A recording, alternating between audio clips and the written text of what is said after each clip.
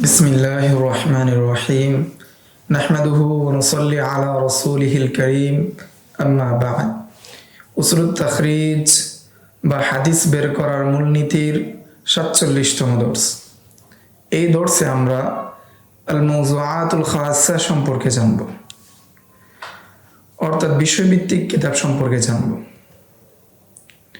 এগুলো এমন কিছু কিতাব যেগুলো নির্দিষ্ট বিষয়ের জন্য প্রণয়ন করা হয়েছে এবং প্রত্যেক লেখক কেবল ওই নির্দিষ্ট বিষয় নিয়েই ওই কিতাবে আলোচনা করেছেন এবং ওই বিষয়কে সর্বোচ্চ পর্যায়ের বিশ্লেষণ এবং তাহকিক করেছেন এবং এই বিষয় সম্পৃক্ত যত হাদিস রয়েছে এবং আসার রয়েছে সেগুলোকে তারা একত্রিত করেছেন।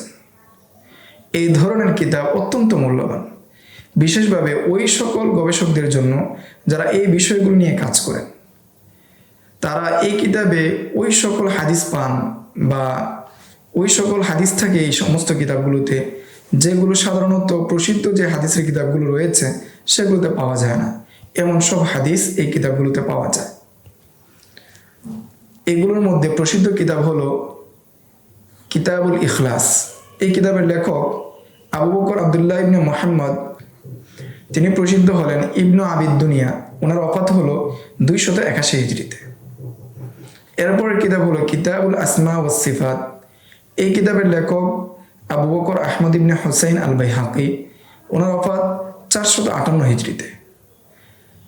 3 নম্বর কিতাব হলো কিতাব al-কালাম। এই কিতাবের লেখক আবু ইসমাইল আবদুল্লাহ ইবনে মুহাম্মদ আল আনসারি আল হারুবি। ওনার ওফাত 481 হিজরিতে।